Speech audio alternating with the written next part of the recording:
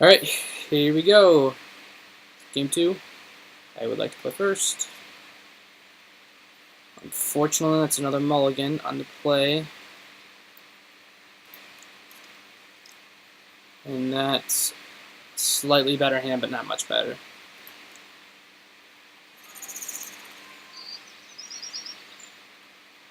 See, even two-color decks can have mana issues.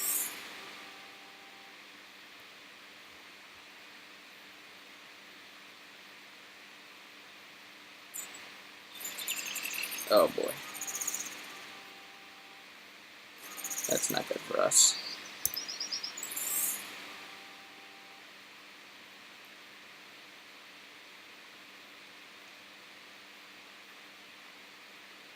So if he evolves here, okay, good.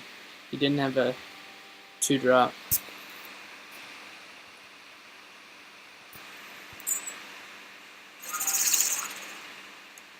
And he's paying 2 mana to do 3 damage to us.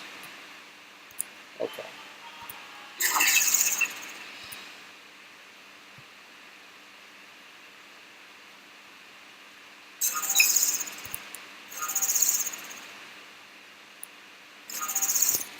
So now this is where we're in a lot of trouble, because he's going to start casting 3 drops, and I mean, actually, last game, it took him forever to start casting spells, so it's possible he just has an insane top end. But that still sucks for us, because then once we get to that stage of the game, he's going to be casting better spells than us. But either way, we need to draw land or we're going to die.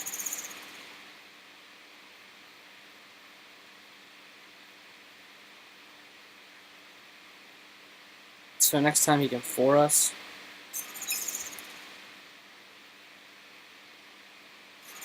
Alright, Island. Now we are in business. So we are snap blocking.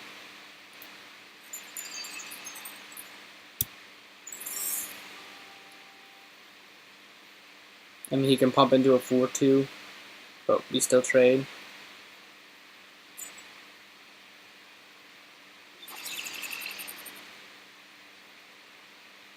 Yep, alright. Well, we're blocking no matter what, so. I mean, it's possible we take 2 here and play give, and if he doesn't have a removal, he can't attack us. Actually, that's a good point. Because next turn, we're just doing nothing next turn. He's swinging for 3.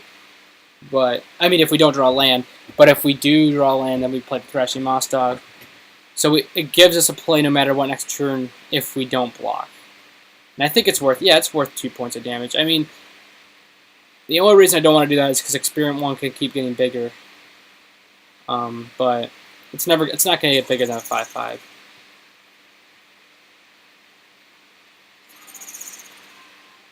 Okay. That's hilarious. Okay.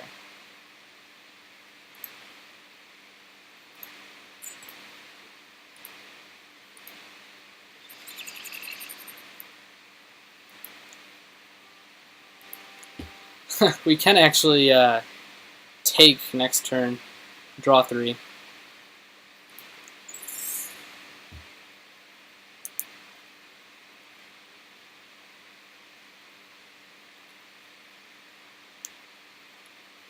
That's the weird thing about give and take is I feel like just give is such a better card. And usually you only have 1 creature with counters on the board anyways.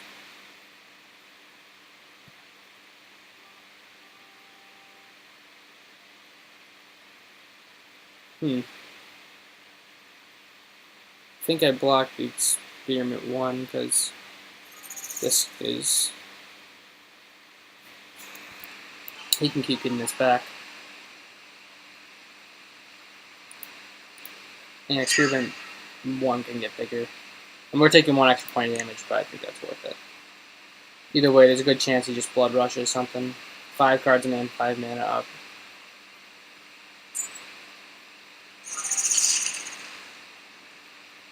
Oh wow. That's awesome. So he's pit fighting, he's trading 3 cards for my Windrake. I mean, I guess I did give it, so it was a 3 for 2. But that's totally fine with me. Like, holy crap. The beat stop. I mean, I still need to draw land to do anything, which I did, but now we can start going to town.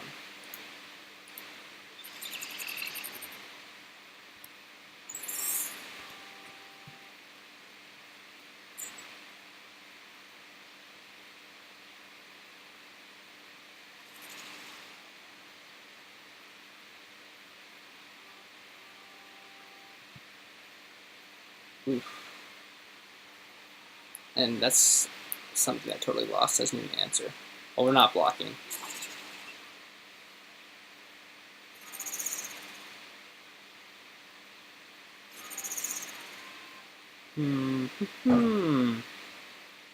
So I think we attack for 3 and just play our Rune Wing.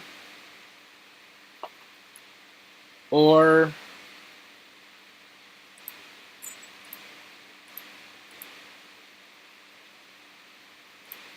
or we just make our guy a 6/6.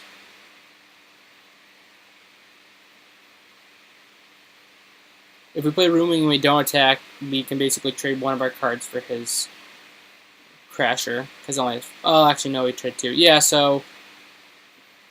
in Rune Wing, I could just cycle by chump blocking and give him for 3, but he's winning the race that I'm just going to give to my Thrashing Moss Dog. If he has a removal spell, we're probably dead. But regardless, we shouldn't be in this game.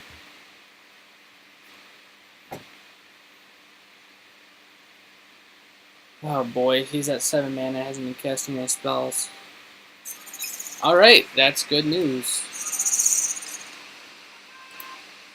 Fortunately, I totally lost on Tenement Crasher, doesn't work.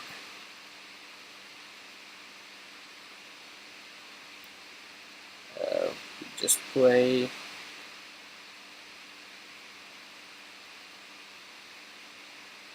the Thrashing Moss Dog.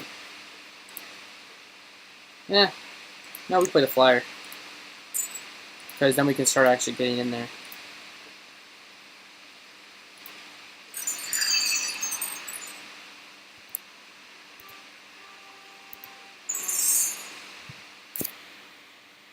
Plus, if he does have a removal spell for this, we can still chump. Uh-oh. 2 elephants, or rhinos, okay. Those are big. Yeah, totally lost for one of them.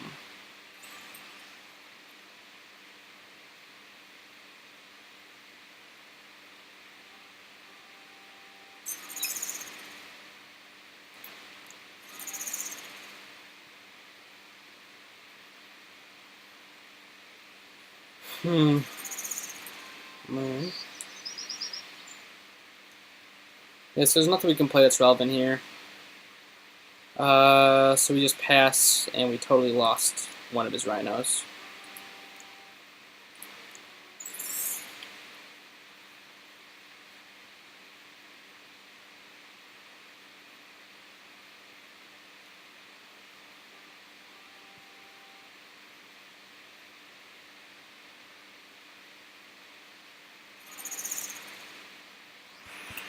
Alright, so we're blocking here.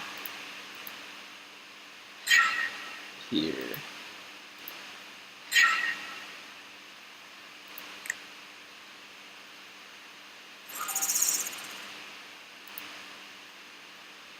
And we're totally lost in that. And he's hitting us for 2. And we are drawing a card. But we'll have a 6/6 and he has a 4/4 at the end of this.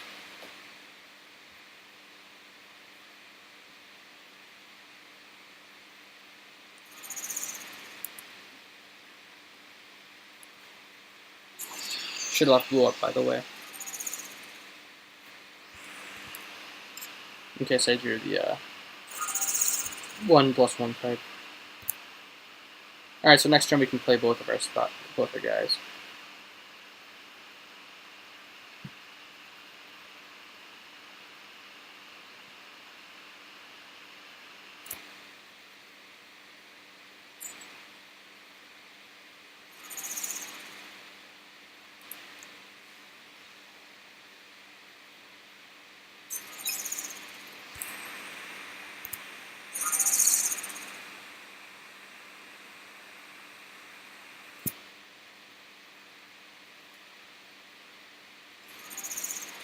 Whew, that was an insane draw.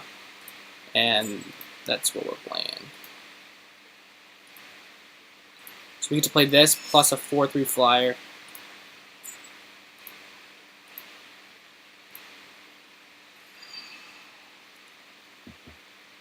So we can attack for 6 here, but then he can attack his Rhino in, and we'll have to trade it with our Towering Drake. And then we just want to start attacking next turn. So I think we're going to hold back. I mean, alright, so if he had a removal spell for this, we're going to be in trouble, because we might just take lethal next turn, but with the 6/6 back, we're going to be fine. And then we can just start poking for 4 in the air. Plus, we really don't want our Master to die, so we don't want to have to block with it next turn. And we would have to block with it if we attacked with the Thrashing Moss Dog.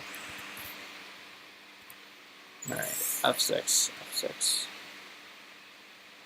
Okay. Don't have a removal spell. And it's nice because now, like, he has to kill this first. Well, maybe he doesn't, but we have 2 very potent creatures on the board. 2 very potent creatures that he wants to kill. This one to get through for damage, and this one so my top decks aren't as insane.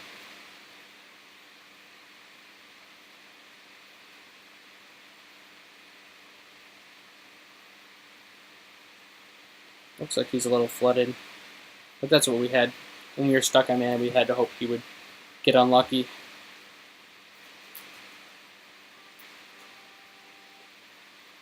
Alright, so he clearly drew the removal spell or the pump spell.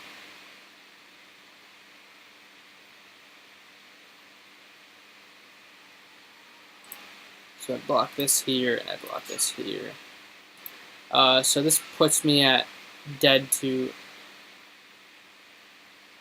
nothing, really.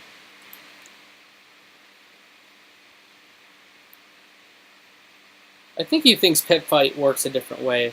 It's not exactly a pump spell. So if he has that again...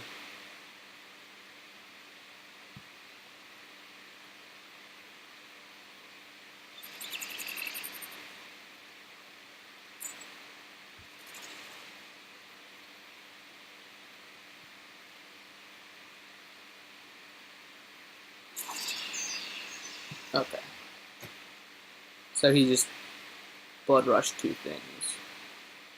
And he gets to pay 3 to get it back, which is unfortunate.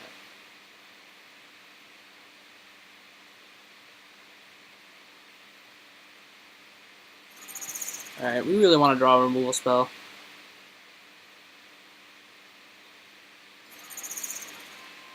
That is awesome.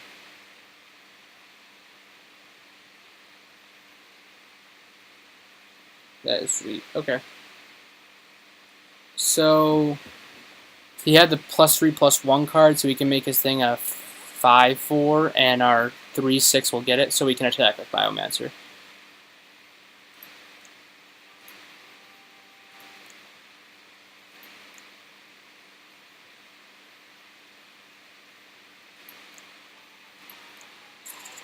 Alright, now this time I have to be very careful at not having my stops up.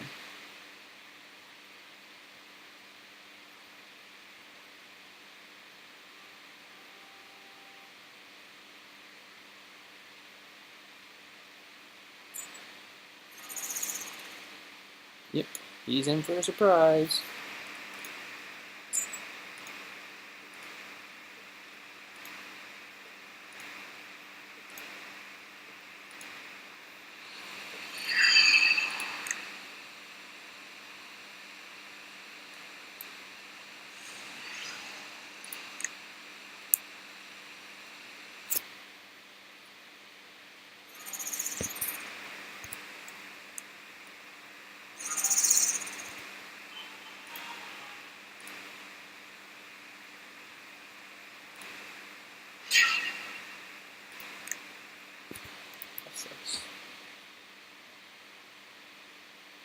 So we'll see what card he drew.